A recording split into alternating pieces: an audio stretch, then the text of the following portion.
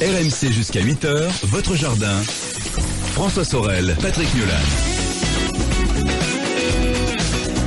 Voilà, on est de retour, c'est RMC 7h10, c'est avec beaucoup de plaisir que, évidemment, nous passons cette matinée ensemble. Je vous rappelle qu'à partir de 8h, eh bien, ce sera la maison avec Christian PC, 2 heures dédiées au bricolage de la maison, la déco, et un spécial fenêtre entre 9 et 10. Comment choisir ces fenêtres? Voilà, vous hésitez entre le bois, le PVC, l'alu. C'est vrai qu'aujourd'hui, on a pas mal de choix. Le double vitrage, le triple vitrage. Quels sont les meilleurs rapports qualité-prix? Est-ce que c'est compliqué à installer? Voilà, un spécial fenêtre entre 9 et 10. Et là encore, je pense qu'on aura pas mal de questions. Pas mal de questions aussi au 32-16 pour notre deuxième partie dédiée au jardin. Patrick, on parle des orchidées et ça se bouscule justement au téléphone. Et vous allez voir surtout aussi que les fenêtres sont très importantes pour nos orchidées et que parfois elles en manquent un peu de fenêtres et surtout dans la maison. Alors pourquoi parler des orchidées aujourd'hui plus qu'une autre fois? Parce que en fait depuis hier et jusqu'à dimanche soir, vous avez au parc floral de Vincennes à Paris, enfin on appelle ça le parc floral de Vincennes parce qu'il est dans le bois de Vincennes, mais c'est sur Paris 12e et donc dans ce parc floral vous avez à la fois la Société nationale d'horticulture de France, donc la section orchidée de la SNHF, plus l'association Orchidée 75 qui viennent d'organiser donc une grande expo d'orchidées donc dans 2 pavillons, les numéros 18 et 21 au parc floral, et il y aura des collectionneurs. Donc des collectionneurs, ça veut dire des orchidées qui sortent un peu de l'ordinaire. Il y aura des producteurs, donc ça veut dire que vous avez la possibilité aussi d'acheter des orchidées. Et bien entendu, vous allez rencontrer des passionnés. On en a pris deux grands experts pour parler aujourd'hui de ces orchidées. Je vais vous les présenter tout de suite. Il s'appelle Bernard Grosloup, il est président de l'association des orchidées 75. Bonjour Bernard. Bonjour Bernard. Bonjour. Et puis il s'appelle Philippe Lemettet et il est président de la de la section orchidée de la SNHF, donc notre fameuse Société nationale d'horticulture. Bonjour. Bonjour. Philippe. Bonjour. Alors messieurs, donc je disais très rapidement, positionner un peu cette expo, c'est une expo à la fois spectaculaire et puis technique. On peut venir avec plein de questions. Ah oui, pour tout vous dire, là, vous avez pas l'image, mais ils étaient là en train de dire non, vas-y, toi, non, vas-y. Messieurs les Anglais, tirez les premiers. Eh bien voilà, c'est ça. Non, mais c'est Philippe. C'est vrai que c'est une exposition qui a l'intérêt d'offrir la possibilité de voir n'importe quelle plante une quantité de plantes qui sortent de l'ordinaire, voilà, ce qu'on ne voit pas en jardinerie, de varier un petit peu justement ce qu'on peut acheter, parce que on va pouvoir aller depuis des mini orchidées, parce que les appartements sont de plus en plus petits, donc on a besoin de petites plantes parce que les fenêtres sont pas très grandes, puisque vous venez d'en parler. Et puis au contraire, pour les gens qui ont de la place, qui ont une grande véranda ou autre, on peut trouver des plantes volumineuses, très grosses. Voilà. Hein, enfin, les mini, c'est quand même un peu pour les experts, parce que moi, je fais un moyen en orchidée, j'ai jamais vraiment réussi les mini, j'avoue. Alors, c'est parce que on a du mal à cultiver des mini dans un appartement, parce que on y met bien souvent, les minis sont des plantes de forêt tropicale, et donc avec une humidité ambiante. Il n'y a pas la moiteur. Il n'y a pas la moiteur correspondante. Hein. C'est ce que l'on va voir peu tout au long de l'émission, parce que les conditions dans lesquelles on réussit les orchidées, elles sont particulières. Oui, Bernard. Oui, c'est aussi l'occasion d'être conseillé. C'est-à-dire que acheter une orchidée, il faut peut-être faire attention aux conditions de culture. Si vous avez une véranda fraîche, vous pouvez acheter tel type d'orchidée. Si vous êtes un appartement avec 22 degrés en moyenne, tel type d'orchidée. Voilà. Donc c'est l'occasion d'être conseillé à la fois par les producteurs et les collectionneurs qui sont sur place. Et donc il faut bien préciser effectivement les conditions dans lesquelles on va accueillir la plante chez soi, de façon à obtenir la bonne, on va dire. Alors, messieurs, les questions arrivent au 32-16 et on accueille Franck tout de suite. Bonjour Franck. Bonjour chers amis, c'est Franck de Maison Lafitte, ça fait plaisir de vous retrouver. Et Franck de Maison Lafitte. On s'était vu, eu au téléphone il y a quelques temps avant l'été pour l'arrosage. Je me permets de vous appeler parce que voilà, j'ai beaucoup d'orchidées et cette année je n'arrive pas à les faire repousser. Alors je suis allé sur YouTube où j'ai l'impression d'être un peu néophyte, où tout le monde me dit écoutez, c'est très facile, vous avez qu'à les mettre au froid, le privé de lumière, le privé d'arrosage, etc. J'ai tout fait. Elles sont magnifiques, elles sont bien vertes, mais il n'y a pas une ébauche de fleurs qui poussent et de tiges.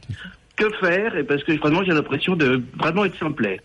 En général, enfin moi je vous le dis assez souvent sur l'antenne, c'est si les conditions de température sont totalement régulières toute l'année, vous avez des feuilles, mais vous avez rarement des fleurs. Alors, je ne sais pas si mes amis Bernard et Philippe vont être d'accord avec moi, mais Philippe, peut-être. Patrick, c'est ce que j'ai fait. Je l'ai mis en basse température. Je l'ai mis dans une pièce à la maison. Je suis à Maison Lafita, éclairée. J'ai coupé dans une salle de bain, 2e étage. J'ai coupé le chauffage. J'ai arrêté d'arroser depuis 15 jours. Les feuilles sont merveilleuses. Les fleurs sont merveilleuses. Oui, mais enfin, attendez, 15 jours, mais vous êtes un impatient. Qu'est-ce que c'est que ça? Non, une orchidée. Non, 15 jours, c'est rien du tout. Allez, voilà. allez, Philippe. Bon. Oui, quand on modifie les conditions climatiques, faut s'attendre à ce que la plante réagisse, mais ça ne réagit pas, ça n'a pas la mobilité d'un animal, et donc faut le temps que la sève se change, etc.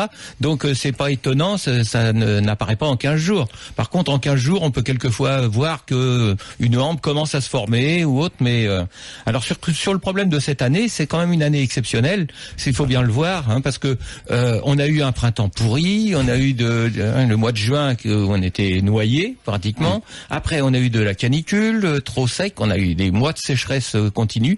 Donc, les plantes, si on n'avait pas les bonnes conditions pour les arroser, maintenir une humidité convenable, adaptée à chaque plante, parce que bien souvent, on a tendance à les mettre tout au même endroit quand on n'en a pas beaucoup, et tout au même endroit, a priori, c'est pas convenable quand on a un nombre de variétés un petit peu élevé.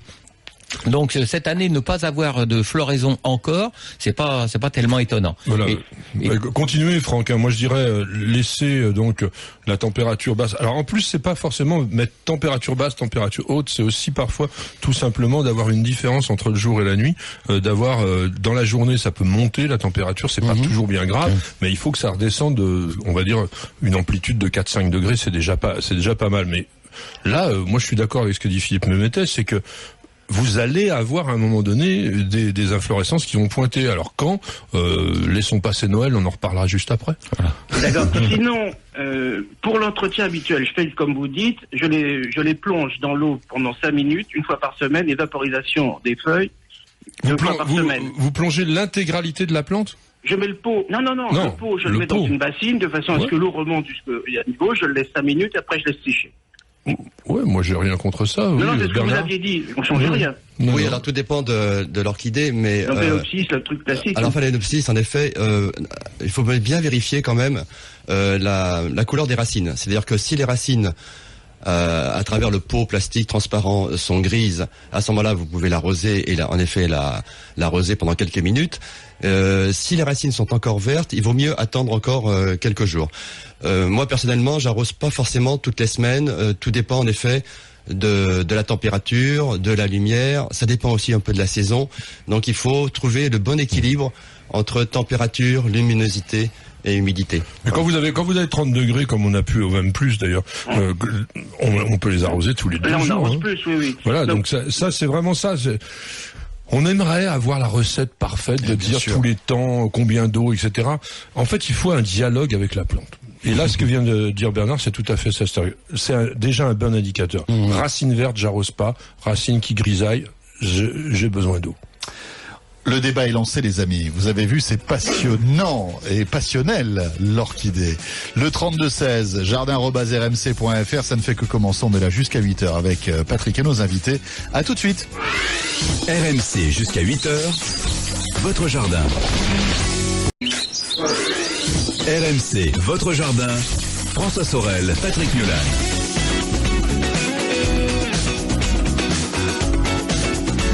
Il est 7h22, c'est RMC, c'est le week-end des experts et c'est le jardin. On vous a offert une orchidée il y a quelque temps de cela. Comment se porte-t-elle ?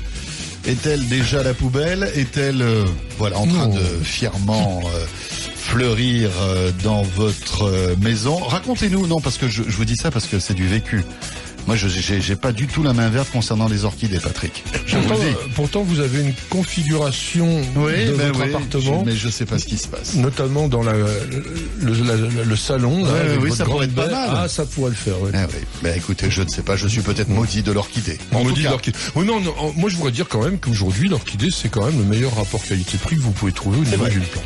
C'est vrai. D'abord parce que même si vous n'avez pas les mains vertes, obligatoirement, la plante qu'on vous offre en fleurs et en bouton, elle va fleurir plusieurs semaines. Je dis pas plusieurs mois parce que moi, après il faut des conditions, mais on arrive à avoir des plantes presque qui fleurissent 1 an. Voire parfois plus. Ça, c'est génial, quand même. Donc, Ouais. non, mais dans les phalaenopsis hybrides, aujourd'hui, vous avez des trucs qui sont insensés. Donc, pour, on va dire, entre 10 et 30 euros, vous avez une plante, quand même, Oui, qui oui, va oui. durer longtemps. C'est un bon rapport Donc qualité-prix ça, ici. faut On pas est vraiment hésiter en basique. disant, c'est une orchidée, je vais pas y arriver. Non, c'est une orchidée, aujourd'hui, des hybrides, parce qu'on a que des hybrides, messieurs. Oui. On peut plus cultiver des orchidées sauvages, ça, c'est terminé. Enfin, les espèces. Non, mais des botaniques. Des botaniques. Oui, oui, il y en a, mais Il y en a encore qu'on a le droit.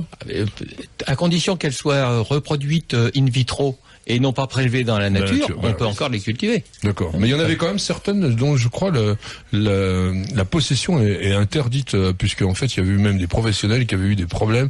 On leur avait volé, on leur avait confisqué leur leur collection tout simplement parce qu'on disait bah oui, mais ça c'est des plantes effectivement qui étaient originaires de leur pays d'origine naturel, et on leur avait dit non ça c'est interdit.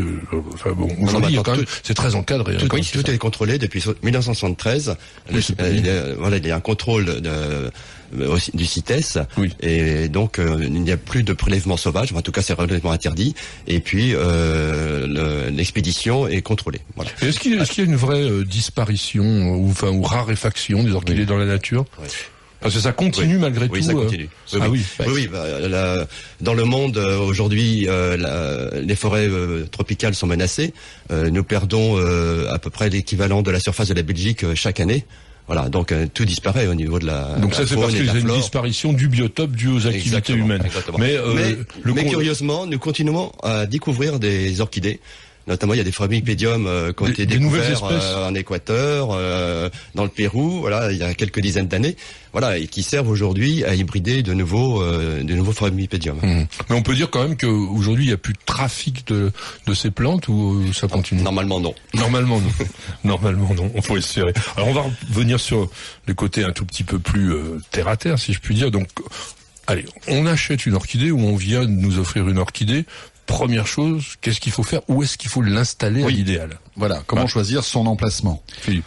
Alors moi je dirais en sens inverse, c'est choisir l'orchidée en fonction de l'emplacement. Oui, mais si on vous l'offre. Alors si on vous l'offre, Voilà. en règle générale, la première On la qui va être refuse. offerte. Oui, voilà. Si c'est pas un phalaenopsis, vous l'achetez, et Voilà, c'est bon. exactement. C'est trop difficile. Bon, si c'est un phalaenopsis, c'est souvent ça. Voilà, si c'est un phalaenopsis, vous mettez ça devant une fenêtre pas en plein sud pour que ça ait une bonne lumière, Oui. parce qu'on dit toujours que c'est une plante d'ombre, c'est plutôt mi-ombre quand même. Oui. Avoir un peu de soleil le matin, ça fait pas de mal. Par contre, à partir de 10 heures, quand on est en été, là il faut absolument que ce soit à l'ombre. D'accord, Donc, température. Température, on a choisi de reproduire ces plantes-là parce que justement, elles ont un créneau de température qui correspond bien à la température qu'il y a dans les pièces, dans les appartements standards. 18-22, ça voilà, marche entre très bien. 18 et 22, c'est bon. Par contre, à phalaenopsis, faut faire attention, faut éviter absolument de descendre en dessous de 15 degrés, quoi. Parce que Ouais. là, quand même, il souffre et Oui, en général, à la Voilà. maison, il fait un peu plus de 15. Voilà. Enfin, je l'espère. Je le pour fais, vous. moi. Oui, non, c'est Ouais. Quand Mais on veut stimuler la floraison, c'est Ouais. un moyen d'abaisser la température. Si justement elle ne veut pas refleurir, on abaisse la température, on met dans une pièce fraîche. On revient dans un instant, messieurs. On a encore évidemment beaucoup de questions à vous poser. Le 32-16 ou bien jardin@rmc.fr, météo info. Et on repart avec les orchidées. À tout de suite. Attention, Patrick Miolan. Oui. Est-ce que vous êtes prêt à répondre à la question d'Alex de Montbéliard? Vous êtes prêts? Oui. On peut y aller? Oui. Que me conseillez-vous, Patrick, pour réussir un semis d'orchidées et où acheter des graines? Eh bien, je vous conseille de pas en faire. Ça sera beaucoup plus simple parce que d'abord, il faut les trouver, les graines. Où trouver des graines, j'en sais strictement rien. Peut-être chez certains producteurs d'orchidées, mais en général, bon, il faut quand même que les graines arrivent à maturité, ce qui est pas si évident que ça. Bon, il faut savoir une chose qui est quand même très très intéressante, c'est que les graines d'orchidées sont très petites.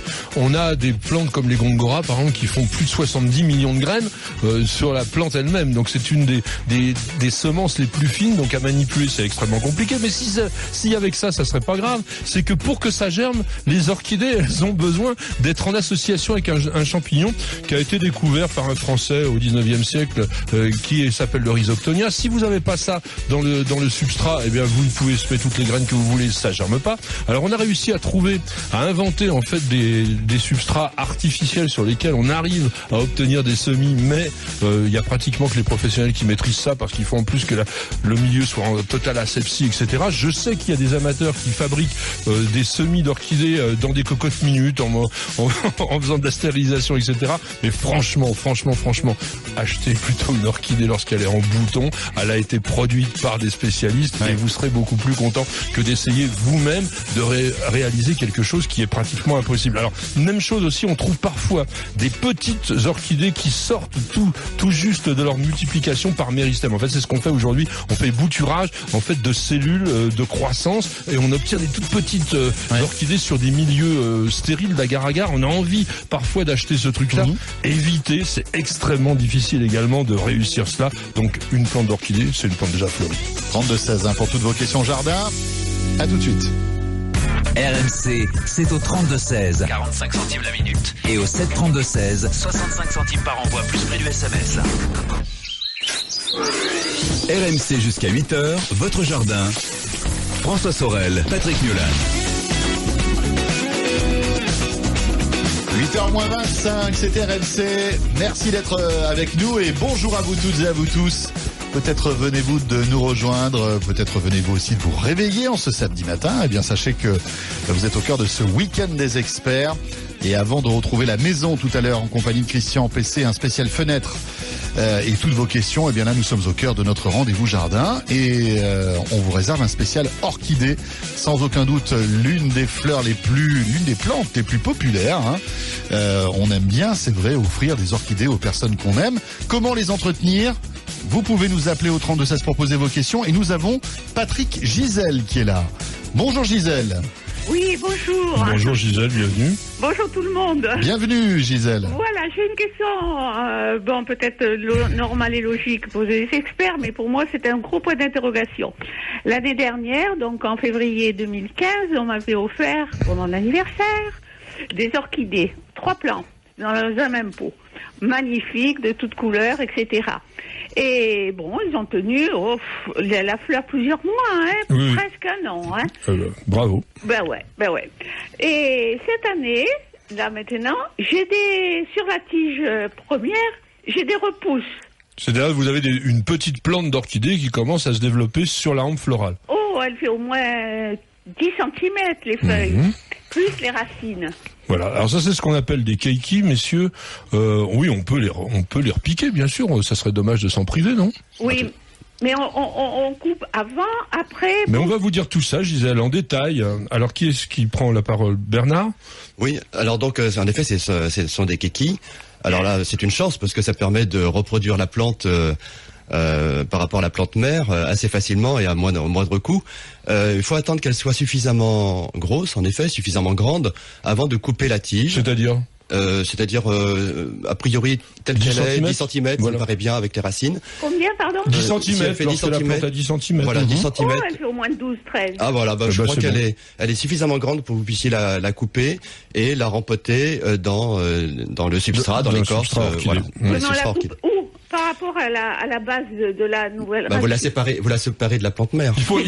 Il faut en fait couper, mais il faut laisser le moins possible de la hampe florale. Il faut couper au bord de l'endroit où il y a la jonction avec la tige. Philippe, vous la cassez vous carrément ? A priori, s'il est assez mûr, je dirais, ça se décolle tout seul ou presque. Comme un fruit mûr. Voilà, c'est ça. Vous le cueillez comme vous cueillez une pomme ou une poire. Voilà. Et à ce moment-là, si ça casse comme ça facilement, ça cicatrisera très bien. Alors que si on coupe la hampe en elle-même, c'est pas évident que la cicatrisation se fasse soit aussi facile. Voilà, c'est ça. D'accord, ça c'est une bonne question. Alors après, on va donc effectivement utiliser un substrat. Alors on peut en parler quand même un petit peu parce qu'il y a beaucoup de gens qui pensent que ça pousse dans du terreau, les orchidées, mais non. Enfin, du moins les épiphytes comme ça ne pousse pas dans du terreau. Donc on trouve difficilement du bon substrat orchidée dans le commerce. Comment s'en fabriquer ? On peut le fabriquer. Bah oui, on va s'en fabriquer un. Moi, Il faut que tout de suite, c'est dans du terreau que je l'ai replanté. Hein, vous avez fait un cadavre là. Mais si. Mais vous inquiétez pas, ça. Je l'ai replanté dans du terreau et elle a. Ça va venir, Gisèle. Ça ne peut pas durer dans le terreau. Croyez-nous. Faites-nous confiance. C'est vrai, Gisèle, vous avez quand même 3 spécialistes là. Hein, donc, Non. Honnêtement, bon, bien sûr. Les phalaenopsis, vous avez vu, c'est des feuilles qui sont épaisses, c'est des plantes qui sont costauds. Ça va tenir un moment, mais obligatoirement, ça va mourir. Non, ça pousse plutôt donc dans de l'écorce de pin fine plutôt. Oui, faut pas oublier que le phalaenopsis c'est une plante épiphyte, donc elle respire par les racines. Épiphyte, faut expliquer. Donc c'est des plantes qui poussent sur des arbres, qui ne poussent pas dans de la terre, qui ont des racines aériennes et qui ne sont jamais au contact avec la terre. Voilà. Et les racines sont protégées et enveloppées par du vélamen, qui est une sorte d'éponge et qui doit respirer. Voilà. Donc d'où l'intérêt de planter, de rempoter l'orchidée dans du terreau, voilà. Justement pas. C'est Gisèle qui vous inspire. Voilà, c'est dans l'écorce, voilà. Est-ce que simplement l'écorce de pin ça suffit aujourd'hui? Oui, ça suffit. Parce qu'avant on mettait du sphag, non, bon, on n'en trouve plus. On mettait de la mousse de polyuréthane, on mettait des billes de polystyrène, etc. Non, on met que de l'écorce de pin. Personnellement, je mets que de l'écorce de pin. Et plutôt fine. Non, oui. Moyenne. Si c'est du phalaenopsis, ça marche. Et après, les autres ingrédients, c'est quand on va varier les espèces. S'il nous faut des espèces qui ont besoin d'un peu plus d'humidité, à ce moment-là, on mettra l'équivalent de la mousse, donc ce qu'on appelle du sphagnum, ou même de la mousse de polyester. Oui, de polyuréthane. Ça marche très bien. Si au contraire, on cultive des plantes de climat plus sec, à ce moment-là, on mettra des billes d'argile ou même selon le pH nécessaire.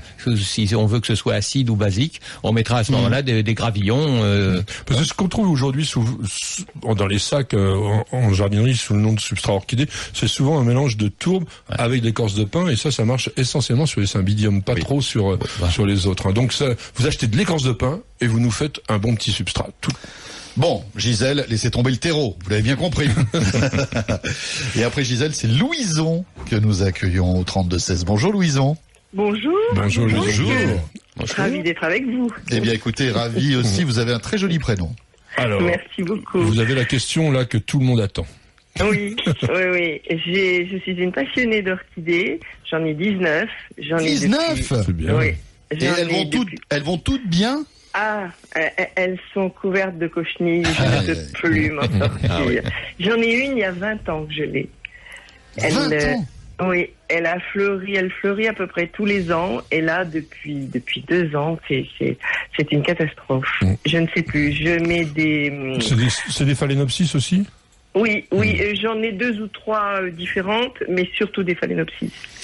Mais là, je ne sais plus, il y a des cochenilles donc ce sont des cochenilles blanches. Oui, est-ce que vous avez appliqué la recette anti-cochenille de Patrick Louison? Non. Aïe. Bon, non mais on sait pas. Parce que là, franchement. Non mais on en Patrick, parlait tout à l'heure avec nos amis Bernard et Philippe pendant la pause. C'est vrai que c'est la problématique numéro 1, notamment sur les phalaenopsis. Et moi, je dois l'avouer humblement, en dépit de ma mixture qui fonctionne quand même pas mal, de temps en temps, j'arrive à mettre à la poubelle. Enfin, c'est pas moi, généralement, c'est ma femme qui. Non, ça suffit. Parce que vous avez les cochenilles qui s'incrustent vraiment à l'intérieur de la gaine de la feuille. Et donc, aller les chercher là. C'est impossible. C'est pas que c'est impossible, mais ça demande beaucoup de temps. J'essaie de le faire. Mais même avec votre traitement anti-cochenille, ça marche pas? Il faudrait, le problème, c'est qu'il faudrait que ça rentre là. Or, si vous stagnez de l'alcool, moi, mon mélange, c'est alcool, savon noir, liquide, et huile de colza. Ça donne des très bons résultats sur les cochenilles, mais si vous avez cette mixture-là qui se met au cœur de l'orchidée et qui stagne, ça l'étouffe. Ça va pas être bon pour la plante. Donc, mais on ne peut pas le faire sur la fleur, ça. Ah non. L'orchidée est attaquée par la cochenille essentiellement sur le feuillage. Sur les fleurs, c'est quand même rarissime. Elles sont le cœur de la fleur. et plein de cochenilles. Bon, ben là, c'est parce que vous avez un niveau d'attaque qui dépasse la possibilité. Voilà. Je vois Philippe qui est en train de faire un grand mouvement. Vous voyez, il n'y a pas la télévision, mais je vais vous le décrire. Un grand mouvement de la main qui descend vers le sol et qui jette négligemment la cochenille et la plante avec dans la poubelle. Parce que je crois qu'à un certain stade, on ne peut plus s'en sortir. Non, mais attendez, mais l'orchidée de 20 ans de Louison, on va pas la jeter quand même. Celle qui est ancienne, oui, Bernard. Alors, il y a une solution peut-être, mais en effet, il faut peut-être sacrifier la fleur. Dans ce cas, couper la hampe florale, parce que si la fleur est attaquée, c'est très difficile de la traiter. Ouais, c'est ce que je fais. Voilà. Et ensuite, moi, ce que je vous propose, c'est de rempoter la plante. Et de la passer sous la douche. Voilà, vous la nettoyez bien. Ah bon? Voilà. Noyer les cochenilles. On a noyé les cochenilles. Mais on va pas noyer la plante? Non, mais après, vous pouvez la suspendre quelques instants, la tête en bas, de façon à ce qu'elle ressuie complètement, c'est-à-dire que toute l'eau s'évacue, et ça c'est pas gênant, il y a même des orchidées dans la nature qui poussent la tête en bas, et de façon à ce que l'eau s'en aille. Mais ça c'est une bonne idée, et même sous un jet assez fort, de façon à vraiment sortir les cochenilles comme ça. Mais le problème, c'est que a priori, vos orchidées sont toutes un peu dans la même pièce ou dans le même endroit. Oui, elles sont derrière une grande baie vitrée.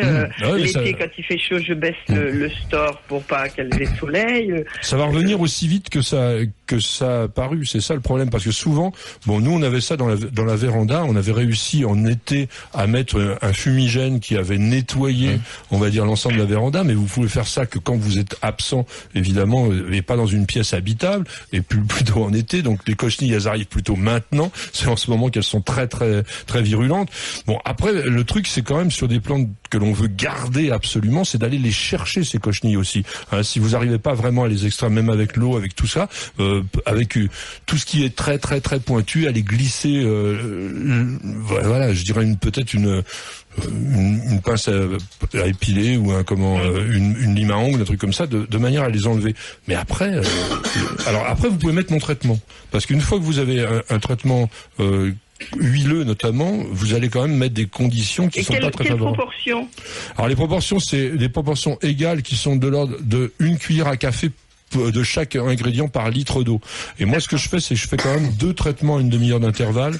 Et souvent, on fait 3 doubles traitements à 8-10 jours d'intervalle, parce que ça revient quand même en permanence. Mais attention quand même, encore une fois, que ça stagne pas à l'intérieur. Sinon, messieurs, vous n'avez pas d'autres remèdes miracles? Enfin, il y a aussi un autre problème avec la cochenille, c'est qu'elle s'habitue, elle résiste au traitement que l'on fait. Et donc, il faut changer régulièrement le traitement. Sur mon traitement, elle résiste pas pour la bonne raison, c'est que à la fois le savon et l'huile les étouffe tout simplement, parce qu'une fois que l'insecte est recouvert par une pellicule huileuse, il ne peut plus respirer, et donc là, il peut pas résister à ça. Ou alors il s'achète un petit tuba. En revanche, c'est vrai que sur les produits insecticides, mais de toute façon on n'en a pratiquement plus, il y a une vraie résistance. Ça c'est tous les insectes, petit à petit s'habituent aux molécules qui les tuent. On revient dans un instant, messieurs. Il est 7h46, c'est le week-end des experts, c'est les orchidées. N'hésitez pas à nous appeler pour poser toutes vos questions. À tout de suite. RMC, 6h-8h, votre jardin. RMC jusqu'à 8h, votre jardin. François Sorel, Patrick Mulan. 8h-10, encore quelques instants dédiés au jardin que nous passons avec Patrick Mulan et nos invités ce matin. Nous évoquons les orchidées en compagnie de Bernard Grosloup et de Philippe Lemété. Et nous avons Chantal qui est là. Bonjour Chantal. Oui, bonjour. Bonjour. Alors, nous vous écoutons. Oui, j'appelais, j'ai un orchidée qui m'avait été offert il y a 5-6 ans et je l'ai accroché, c'est un orchidée vanille. Elle me fait des lianes là, elle a atteint les 3 mètres, 3 mètres 50, elle a 2 lianes et je l'ai accrochée dans un monstera que j'ai qui touche le plafond, mais elle n'a jamais fleuri. Donc c'est déjà formidable, parce que déjà ce qui est intéressant de savoir pour tout le monde, c'est que effectivement la vanille, celle qui nous enchante dans les yaourts ou dans les crèmes ou tout ce que l'on veut, c'est une orchidée et on consomme la fructification de la vanille, mais messieurs, c'est quand même pas l'orchidée la plus facile à réussir, j'ai l'impression. Non, mais j'en ai d'autres, elles fleurissent toutes, mais alors celle-ci, j'y arrive pas. Mais c'est un peu, on va dire que c'est un peu capricieux. Allez, Philippe, lancez-vous. Faut pas trop s'étonner si vous avez des difficultés à faire fleurir, parce que c'est une orchidée assez capricieuse, et quand on a des saisons très irrégulières comme cette année, bon, vous n'êtes pas la seule à ne pas avoir de floraison. Vous êtes où, Chantal? En Dordogne, dans le Ribéracois. C'est bon. C'est une région où normalement on peut obtenir oui, parce qu'il y a de la lumière quand même. Oui, il y a de la lumière, tout à fait. Il y a quand même une bonne température. Alors, faut voir aussi que c'est une plante qui demande quand même énormément de lumière. Donc, lumière, j'ai 4 grandes baies côté ouest, sud-ouest. Donc la luminosité, elle l'a. Hein. C'est vrai, mais par contre, si ça monte au sommet de votre Montserrat, c'est quand même très près du plafond. Et donc, oui, mais elle est qu'à 1,50 m. Hein. Mais c'est les lianes que j'ai accrochées parce que je ne savais pas comment la mettre. Et les lianes, elles sont partout dans le Montserrat. Non, mais il y a une chose, Chantal, qu'il faut savoir, c'est que, bon, la vanille, c'est une plante tropicale. Dans les tropiques, il y a une particularité, c'est que vous avez 12 heures d'ensoleillement tout au long de l'année. Donc, nous, dans nos régions, c'est complètement différent. Vous avez des périodes où on a 17 heures ou 16 heures d'ensoleillement, et puis en ce moment, on en a une dizaine. Donc, les plantes, grand maximum, en ce moment, elles manquent de lumière. Même si vous êtes dans une pièce très lumineuse, elles manquent de lumière. Donc, souvent, les producteurs ajoutent de la lumière artificielle, et quand on a justement un manque de floraison sur ce type de plante, l'idée c'est peut-être quand même de penser à mettre une rampe lumineuse avec des tubes lumière du jour, de façon à obtenir systématiquement les 12 heures de pleine lumière dont ont besoin ce type de plante. Je dis pas que c'est la panacée universelle, mais ça peut être une tentative vers laquelle vous pouvez aller. Messieurs, d'accord avec Patrick? Absolument. Voilà. Et je vous conseille donc plutôt des tubes. Ça s'achète tout, ça. Comment? Dans les régions aquariophiles des jardineries. Au rayon aquarium, vous avez des rampes avec des tubes néons qui sont lumière du jour. Et pourquoi je vous conseille des tubes fluorescents? Parce que ça ne dégage pas de chaleur. L'avantage, et puis ça consomme moins. Donc ça, c'est vraiment bien. Et puis vous pouvez avoir. Et c'est un leurre parfait, c'est-à-dire que l'orchidée croit que c'est de la lumière du jour. Ah oui. Et ça, il n'y a pas que l'orchidée, c'est pour toutes les plantes, ça marche. Par contre, il faut faire attention, c'est que ce sont des tubes qui donnent l'impression d'avoir de la lumière à peu près constante, mais en fait perdent beaucoup d'efficacité au bout d'1 an et demi, 2 ans. Il faut changer régulièrement. Donc, faut pas croire qu'on a ça pour 5-6 ans, parce que ce que vous faites ou rien, c'est à peu près la même chose. Chantal, vous vouliez rajouter quelque chose? Non, je vais essayer, mais bon, ce qu'il y a, c'est que depuis 5 ans, quand même, c'est dommage de ne pas l'avoir fleurir, parce que les feuilles sont magnifiques, les lianes sont magnifiques, mais manque de lumière, sans doute. Soyez déjà satisfaite, Chantal, d'avoir ce résultat. Je pense qu'au niveau amateur, c'est déjà bien, pas mal, parce que c'est pas facile du tout. Mais oui, mais je me mets à la place de Chantal, on attend la floraison. En même temps, honnêtement, messieurs. J'aimerais bien l'avoir fleurir au moins une fois. Non, mais c'est pas quand même extraordinaire non plus. La fleur de vanille, c'est pas la plus belle des orchidées qui existent dans le monde. Non, c'est pas la plus belle, mais c'est quand même assez extraordinaire. Vous avez raison, c'est la satisfaction de se dire que vous avez réussi. Mais vous allez y arriver, on en est sûr. Chantal. Bon, écoutez, je rappellerai si jamais j'y arrive pas. Et essayez aussi de diminuer la température dans la nuit. Ça c'est important. C'est-à-dire que les autres, je les sors l'été dehors, parce que là, je les ai rentrés quand il faisait 5 degrés, et là, elles sont en train toutes de me faire des petites rampes. Et pourquoi pas la vanille dehors aussi? Mais parce que la liane est entourée dans le Montserrat, et c'est, voilà, le problème des 3,50 m, c'est que j'ai peur de la casser. On a la réponse, Bah oui, c'est ce que j'allais dire, hein. Pourquoi vous le sortez pas pendant l'été? Je vais essayer, oui. De toute façon, ça, j'insiste, sur la floraison, il faut obligatoirement qu'il y ait des différences de température. Il faut qu'il y ait des chocs thermiques pour les plantes. Bien sûr. Sinon, elles vous font des feuilles. Sinon, elles vous font que des feuilles. Ah bah là, elle fait de la feuille, hein. Bernard.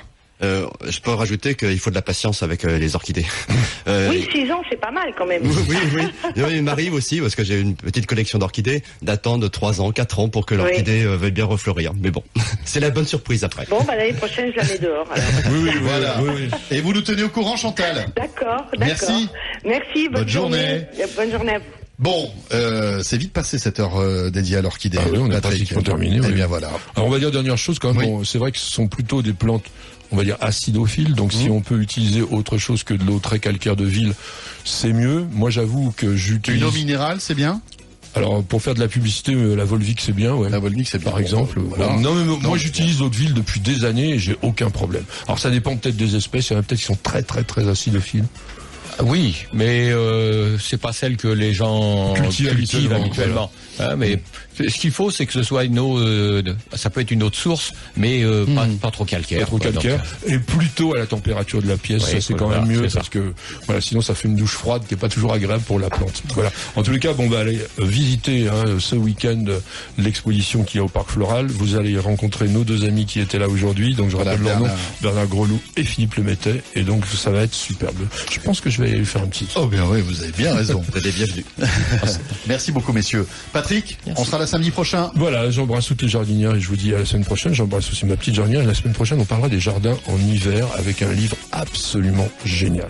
La météo, les infos, et on revient, ce sera la maison avec Christian Pesset, un spécial fenêtre entre 9 et 10. À tout de suite. À tout de suite.